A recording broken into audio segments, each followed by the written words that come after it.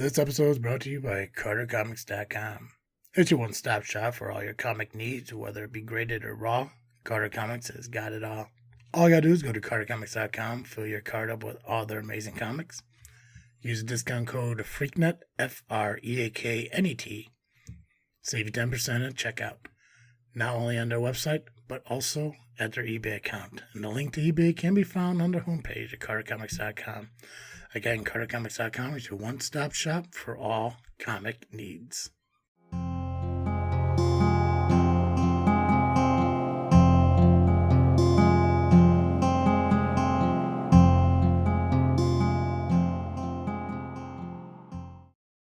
Greetings, listeners, and welcome to another episode of this freaky show. I am your host, Travesty, and with me this evening, The Freak Joe. Episode 2 of this freaky show. I don't know why I was about to say this freaky tale. That's your thing, not mine. This episode of this freaky show, we're going to talk about serial killers and the characters that, I guess, were inspired by them. I guess, which is a weird way of saying that something inspired murderers, which is a wild thing. All right. Joe, how are you? I'm all right. Dear. Tired, ready for bed. We don't usually record this late. Yeah, I don't remember the last time we recorded a Sunday evening. Yeah, it's been a while. Yeah. How are guys, you? I'm good. Same boat as you. A little bit tired. You know, the ambiance I'm trying to set here during these episodes makes me kind of want to nap. So we'll see what happens to me during Freaky Tales later on here in the show. If you guys haven't had a chance yet, make sure you go check out our Freaknet Studios YouTube channel, where our cemetery vlogs, Freaky Cemetery, are being currently released throughout the month of October. As the date of this release, should be 3 of them out there already. So the first 3 episodes should be there. And if you're watching this some point later in October than the release date, there'll be plenty more. There's going to be a total of 12, and they're kind of scattered throughout the month. So make sure you go check it out. Yeah, so do that. We went through Michigan, so we're excited for it. So if you guys enjoyed those, and subscribe over at YouTube while you're there, of course. So, okay, let's talk about serial killers. I know we talk. I think at least there's one episode a year where we discuss serial killers, but it's always in like different ways. I think we talk about obviously the most popular ones, the most famous ones, the most well-known ones, and what they did and all that stuff. What I originally wanted to do is kind of talk about actually, you know what? I think actually that's going to be a topic sometime this year. I gotta look at it. I don't really know. I make notes and I still don't know. Yeah, never mind. That's the next episode. So next episode we're going to talk about lesser known serial killers. This episode we're talking about horror characters based on real people. So let's dive into that. So first one we're going to talk about is actually probably like the most interesting serial killer to me, anyways, is actually Ed Gein. And it's nice. Right, and it's weird to actually consider him a serial killer, because in retrospect, there's only been like 2 confirmed murders done by him. One was Bernice Worden, and the other one was Mary Hogan. But there is 7 other suspected murders done by him, but can never be confirmed, or they can never really link to him. That was Georgia Weckler, 8 years old, Evelyn Hartley, 15 years old, Victor Travis, 43 years old, James Walsh, 32, Irene Keating, 30, and Judy Rodenkow, 16 years old. Obviously, when he got caught, one of the biggest things they discovered in his house was pretty much it was a house of horrors. Different like things made out of human beings. I think there was like a belt made of human nipples. There were bowls that were made from like the tops of human skulls. I think there was a lampshade made of human skin. That's the one you always hear about. Yeah. Jars I don't know, human body parts and stuff like that. I think collectively they found the the parts of like 9 corpses because he was also a grave robber of sorts, and not so much the robber of like jewelry and stuff like that, but actually of the corpses themselves. And I do believe, I think it was Bernice Warden. I can't. It was one of the two confirmed. I think it was Bernice Warden that he actually had, which I think they call dressing a deer. In that sense, hooked up upside down, slit down the middle, and like it was basically draining her body as you would when they would dress a deer. In a sense, he did go hunting a lot with Yeesh. his brother, and I believe there's rumor that his brother died. That he intentionally murdered his brother on a hunting trip. I believe that's Ed Gein. I believe his brother did die on a hunting trip, and they suspect that he did it on purpose. Also, I think there's something about like maybe his mother and him had to do something with her death as well. But outside of all that gruesomeness, he uh, he was known as the Butcher of Plainfield, and that's Plainfield, Wisconsin, not here in Mhm. Illinois, or the Plainfield Ghoul. His house at one point did stand, I think, for a little bit afterwards, but eventually got torn down and destroyed. I think actually got torched. So I think the town took care of that on their own, whatever it was. So Mhm. house is no longer there, which I don't see anyone wanting to buy that house to live in, maybe as like a museum kind of concept. But there are, from what I can understand, there are 5 different characters that have been inspired by Ed Gein. I think the most well-known one is Buffalo Bill, Silence of the Lamb. Mhm. Leatherface, Texas Chainsaw Massacre is also one. Norman, Really? yeah, yeah. Hmm. Apparently, I think mainly it's just probably maybe the skin mask. I think Yeah, that that'd do it, I guess. I think that as far as I can tell, that could be the only thing that really relates the two. I mean, because like I said, he's not like he's not out there like murdering people. Because like I said, there's only 2 confirmed. The other 7 are suspected, and 9 more are corpses. So, Right. Norman Bates from Psycho, also inspired by Ed Gein.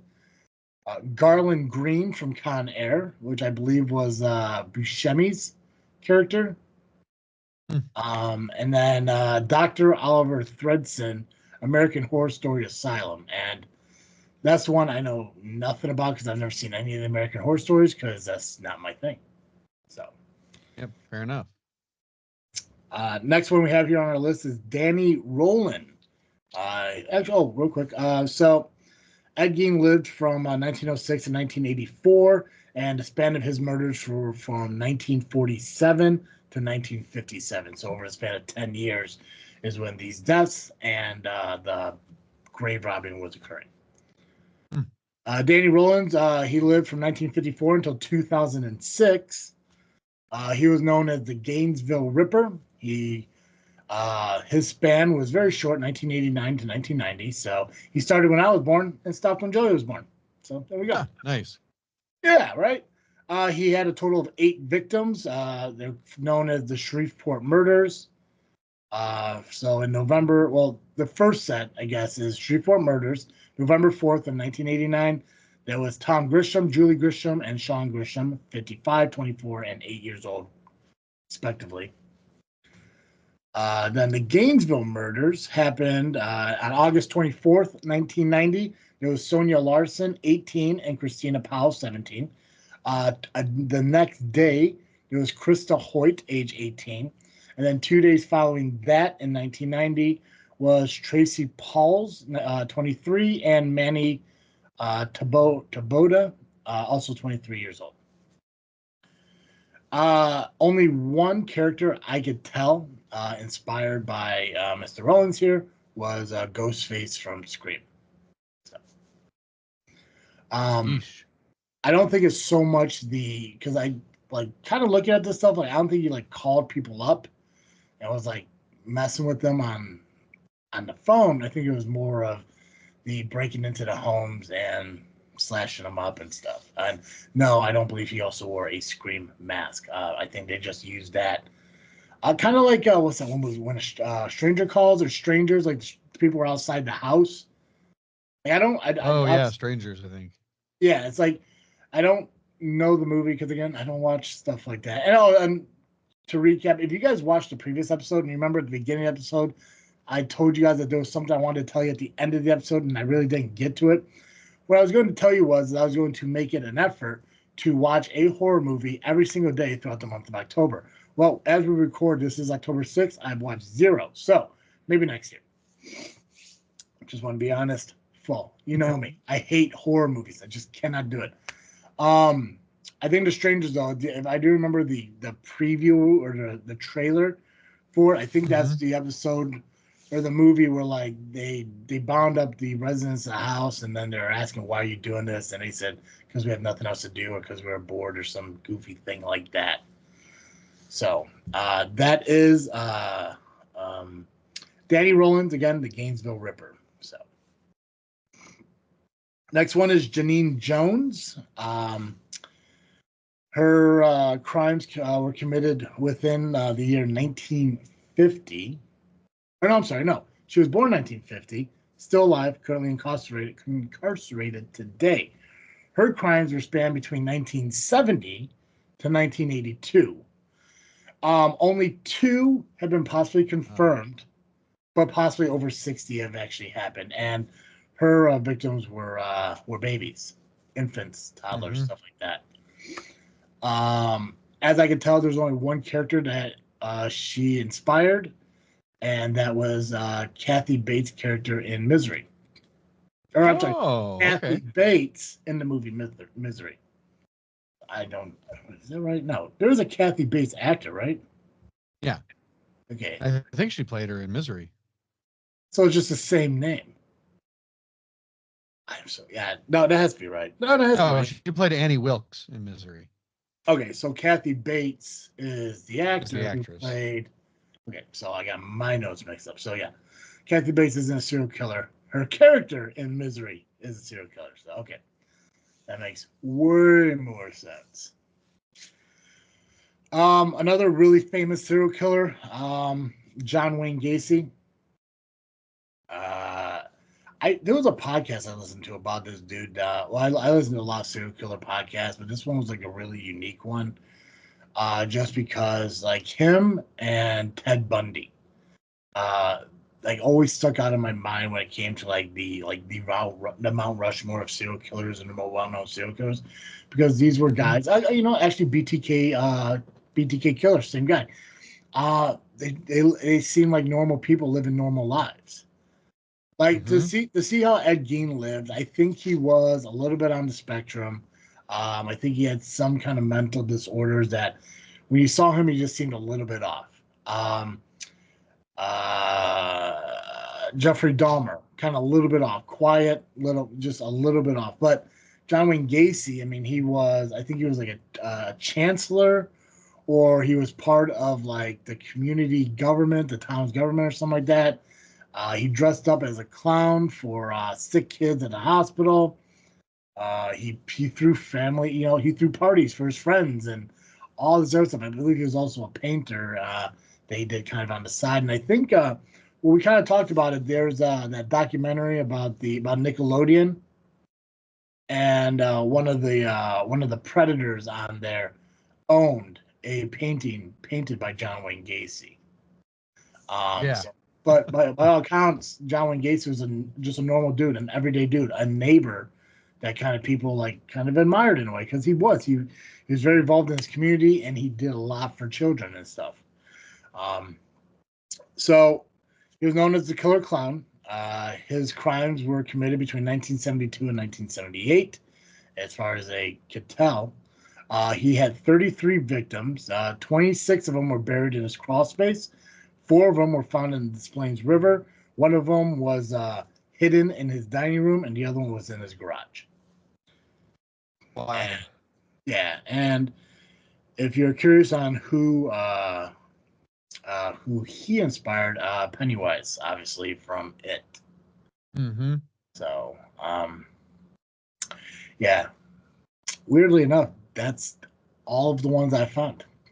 So So dude was really short, but I tried looking around to see what any other characters like Jason Voorhees. Like I'm not quite sure what inspired Voorhees. Freddy Krueger, I want to say it was Rollins, but yeah, it wasn't a whole lot to really be found as far as serial killers and like who else inspired them. I mean, I know Geen was the one that like inspired most of them. Gotcha. Yeah. He wasn't even that prolific. No, he just did a lot of messed up stuff. Yeah. Well, let's take a look here. I should say he wasn't legally that prolific. I mean, Well, I feel like we can all be pretty sure he killed more than 2 people. Well, when next episode when we talk about the more lesser known people, we're not going to talk about serial killers like Ed Gein, John Wayne Gacy, Ted Bundy, Jeffrey Dahmer, who I believe, in my opinion, are the 4 well-known, more often talked about than not serial killers. Right. It's odd to me that Ted Bundy isn't really found as like a I guess honestly, was it is American Psycho that um who played Batman? Which time? Dark Knight. What's his name? Christensen? Yeah. Patrick Bateman was his character. Was that American Psycho? Yeah. Yeah, that could be. I think that could be close to Ted Bundy. I think that's. I mean, Ted Bundy was very OCD about his life. He kept himself very like well maintained, very well kept. He kind of yeah. Let's see if I could see. So let me look up a couple more because I do want to talk a little bit more about this. I didn't realize that my list was really that short. The Range was a movie that came out in 1974. Was an almost forgotten horror movie that has gained recent popularity by playing on late night television. The Canadian American horror movie is based on the life of Ed Gein. So there's another one for Gein. Psycho, also Ed Gein. Silence of the Lamb, Ed Gein.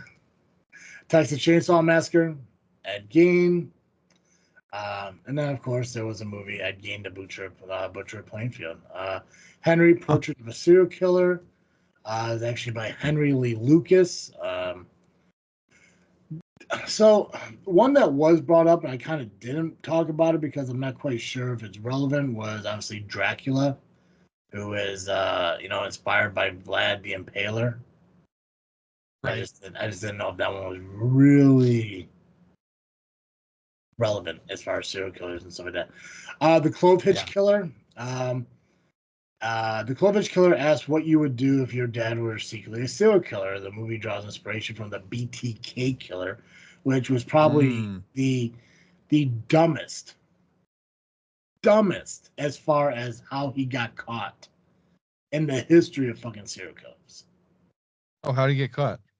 So he had a string of murders going on and everything, and then he stopped. He had a family, had a normal life. I think he was a postman or something like that, or like a peace officer. He had a normal job, normal life, and everything. And he put all his murdering and stuff behind him until like the anniversary of his murders came back around, like in the news, and they were talking about him. And he realized that the entire time, from the moment he stopped till the anniversary, nobody was ever talking about him. So he started back up again because he wants to be infamous and all this shit. And he sent, I don't know if it was like a tape or he sent like a computer disk or something to like the police, like tell them like it's like I won't be forgotten again, all this other shit, blah blah blah blah blah.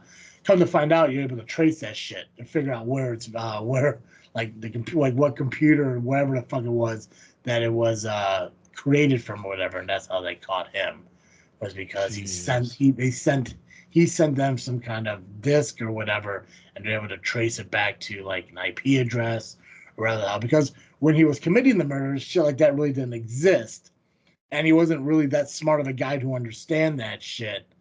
So yeah, he probably would have been better off sending them like a VHS, but he ended up sending them a computer disk. And oh my God, yeah.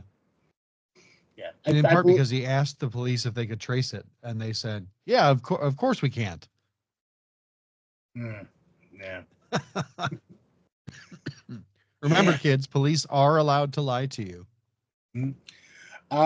So yeah, I always wonder where that thing came from. It's like, if you're a cop, you have to tell me. It's like, I don't believe that. I mean, we talked about the strangers when we mentioned Rollins. Turns out the Manson family also inspired that movie. From Hell is loosely based on one of the most famous and intriguing serial killers in the world, Jack the Ripper, which is also another one that kind of came up, but as of right now, no one really knows who Jack the Ripper was, and like was it just one person? Because I forget who it was, but they speculated that Jack the Ripper could have also been H. Holmes. I think that was a thing. Interesting. H. Holmes? I think it was H. Holmes. I don't know who that is. What? That's a lie, dude. H. Holmes. He's the guy who moved to Chicago and built like the murder house, the murder castle.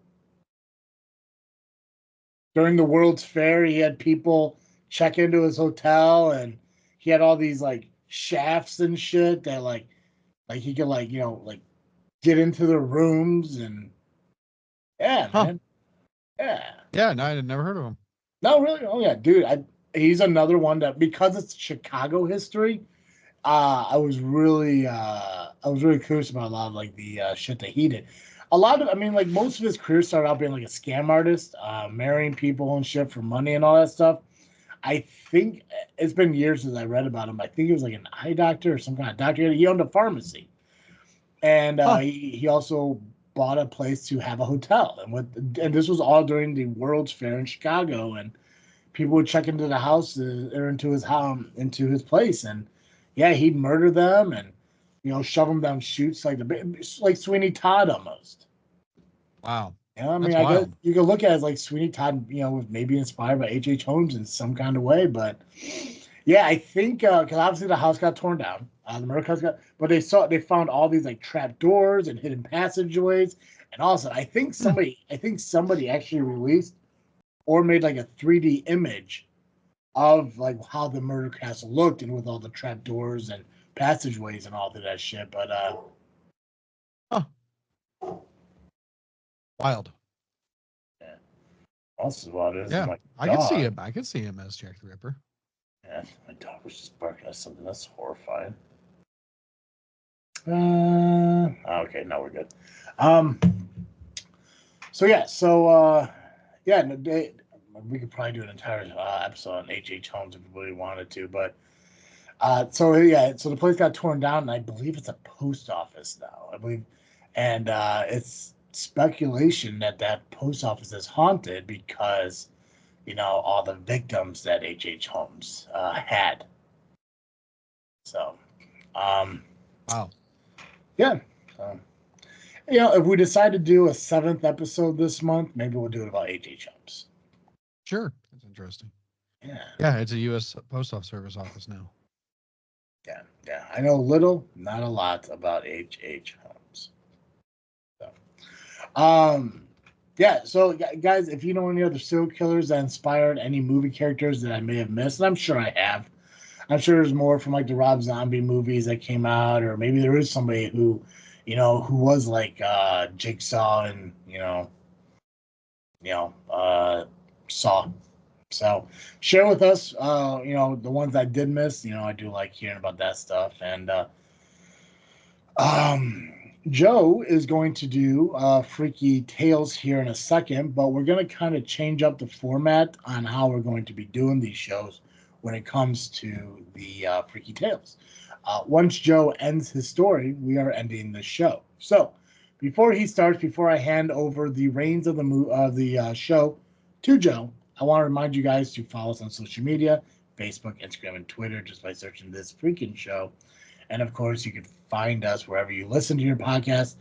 If you want to listen to these shows particularly, just search This Freaky Show. They will show up. Or any other of our episodes, to search This Freaking Show. And not only will these pop up, but also any other episode that we have done as well. And make sure you head over to YouTube to our FreakNet Studios channel. There, you'll be able to check out our Freaky Cemetery vlogs of not only Michigan we did this year, but also all the previous ones from the past 3 years that we did it. So, with all that said, I am done, and I'm going to leave it up to Joe to share with you all our next freaky tale.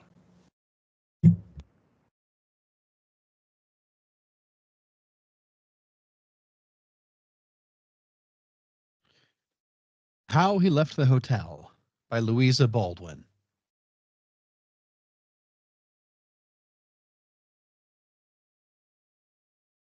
I used to work the passenger lift in the Empire Hotel, that big block of building in lines of red and white brick like streaky bacon that stands at the corner of street.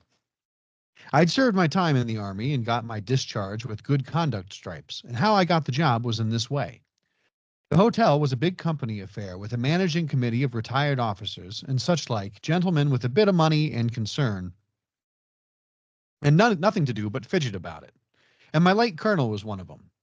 He was as good tempered a man as ever stepped when his will wasn't crossed. And when I asked him for a job, Mole, says he, you're the very man to work the lift at our big hotel. Soldiers are civil and businesslike, and the public like 'em only second best to sailors.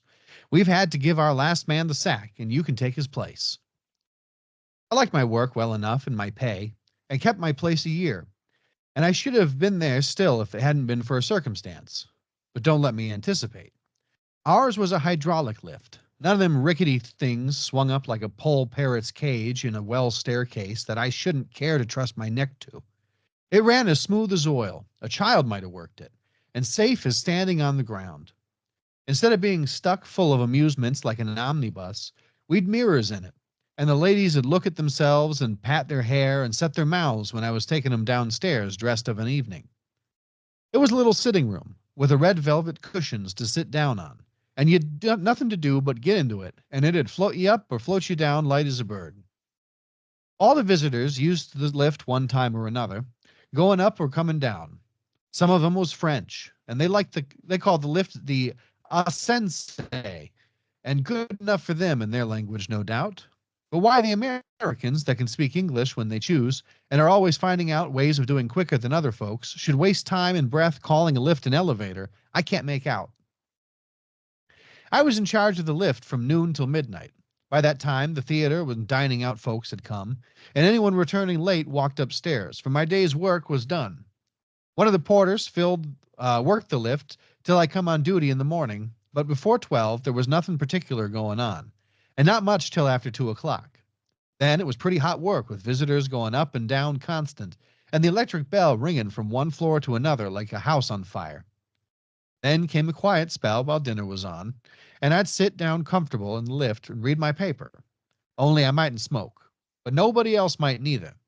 And as to ask furrin gentlemen to please not smoke in it, it was against the rule. I hadn't so often to tell English gentlemen. They're not like furriners that seem as if their cigars was glued to the lips. I always noticed faces as folks got into the lift, for I've sharp sight and a good memory, and none of the visitors needed to tell me twice where to take 'em. I knew them, and I knew their floor as well as they did themselves. It was in November that Colonel Saxby came to the Empire Hotel.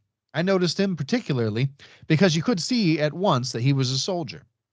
He was a tall, thin man about 50, with a hawk nose, keen eyes, and a gray mustache, and walked stiff from a gunshot wound in the knee.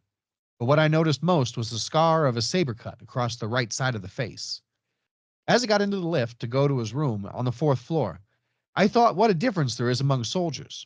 Colonel Saxby put me in a mind of a telegraph post for height and thinness, and my old colonel was like a barrel in uniform, but a brave soldier and a gentleman all the same. Colonel Saxby's room was number 210, just opposite the glass door leading to the lift, and every time I stopped on the fourth floor, number 210 stared me in the face. The colonel used to go up in the lift every day regular, even though we never came down in it till, but I'm coming to that presently. Sometimes, when he was alone in the lift, he'd speak to me. He'd ask me in what regiment I'd served, and he'd say he knew the officers in it. And I can't say he was comfortable to talk to. There was something standoff about him, and he always seemed deep in his own thoughts. He never sat down in the lift. Whether it was empty or full, he stood bolt upright under the lamp, where the light fell on his pale face and scarred cheek.